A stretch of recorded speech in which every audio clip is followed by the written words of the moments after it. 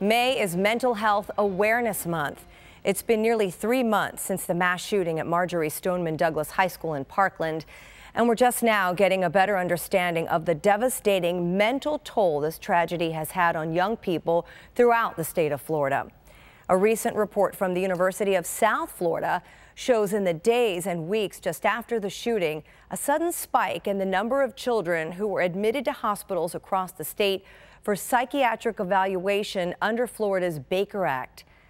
Under the law, those with a mental illness who refuse a voluntary exam and who are considered a danger to themselves or others can be committed to a treatment facility and held for up to 72 hours. Here to give us an update on how students are coping and what mental health resources are available is certified and licensed school psychologist Christina Reyes, District Coordinator of Psychological Services for the School Board of Broward County. Christina, thanks so much for being here. Thank you for having me. So give us an update on how students are coping after what happened in Parkland. Sure. I think it's safe to say that the community is still suffering, students, teachers, school staff, and parents alike. Overall, what we as a district are doing is flooding them with resources in every which way. One of those ways is we have mental health professionals at the school every day, providing them with direct counseling. We have support groups set up during their lunch periods. We have before and after school support groups for any school employee needing it. In addition, we have something called the Resiliency Center that we've been trying to advertise as much as possible, that's open 7 days a week to the community. They can come in for walk-in counseling. There are also evening support groups there. And in addition to that, we've partnered with our community agencies. They're providing free trauma counseling across the district. Some people forget, though this happened in Parkland and in the Coral Springs zone, this is really impacting us district-wide. So there are children and families in need all across the district. And it's not just students, right? It's faculty, it's Correct. parents, it's anybody who Absolutely. feels traumatized by this, correct? Absolutely. And it doesn't have to be someone that was within that school that day. It could have been anyone that just maybe had prior trauma or just was impacted by this. Yeah, talk about the Baker Act. And we just mentioned, too, that there was this study that came out from the University of South Florida related to children and teens who were Baker Acted. People hear that term a lot, but they don't necessarily know what it means. So tell us what it does mean. Similarly to how you described earlier, it's a way in which we can involuntarily hospitalize someone who meets 2 criteria. 1, that they are suspected of having a mental illness, and 2, that they might be a threat to themselves or to others. And then the intent of that is that through the hospitalization, they get psychiatric evaluation and emergency mental health services to prevent a tragedy from occurring. So if they're a threat to themselves or to others, the hopes is that we prevent that by linking them up with these resources. And we can say, too, we've known from our research and reading that Nikolas Cruz was never Baker Acted, the shooter in the Parkland attack, was he? Not to my knowledge. That we don't know. I don't have that I know that's knowledge. part of, there's an investigation that's going on through the legislature to find out exactly his history and what led up to the tragic shooting.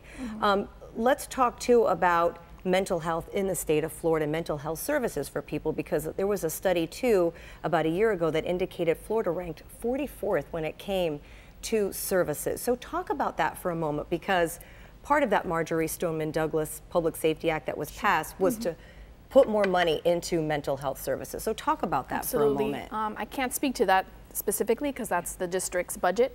What I can speak to is a grant that we were given through the Department of Education. It's a Project Serve grant, and that is to help us recover in this in response to this tragedy. What we're doing as a district, the department's for mental health, we are hiring more mental health professionals. We have ads out right now for more family therapists, more school psychologists, more school social workers. So we're looking if anyone is interested. Advertisements are out.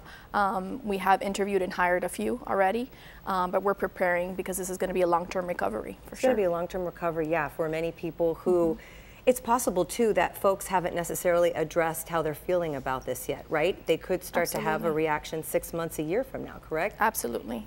You never know when the reaction could occur, and especially somebody who already had pre-existing conditions, maybe they already had symptoms of depression or anxiety.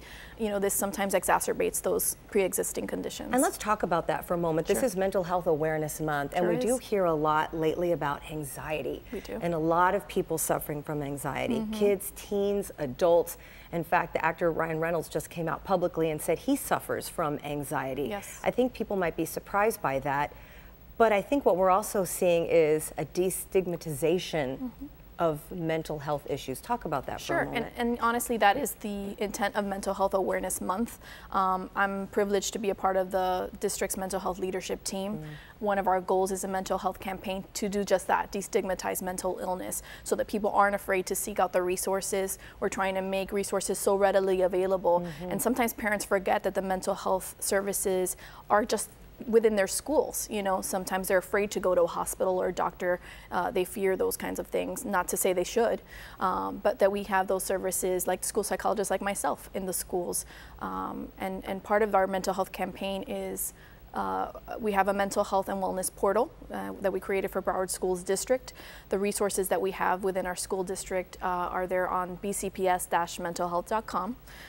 And that is a way for them to access all the mental health resources we have in the schools, as well as our community partners and the resources they could access through them. And that's a portal that students who maybe they're afraid to talk to somebody could access, correct? Absolutely. In fact, we have a box at the bottom of each category. I guess that's how it's kind of organized, where they can write in questions, comments, ask for help, and then depending on what site they're on, they'll contact the department that is in charge of those specific resources, and they'll get contacted with the right person. Thank you so much. We really appreciate your expert advice for us today on what's happening. Thank you. Thank you.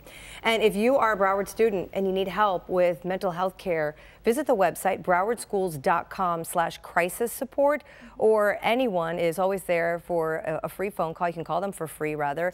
On the county's hotline, you can just dial 211 to speak to a trained counselor for support and access some services.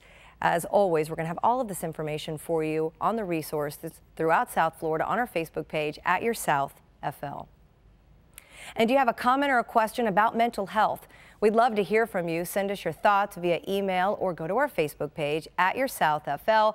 You can send us a video or a message about this or any topic that's impacting you and your community. We look forward to hearing from you.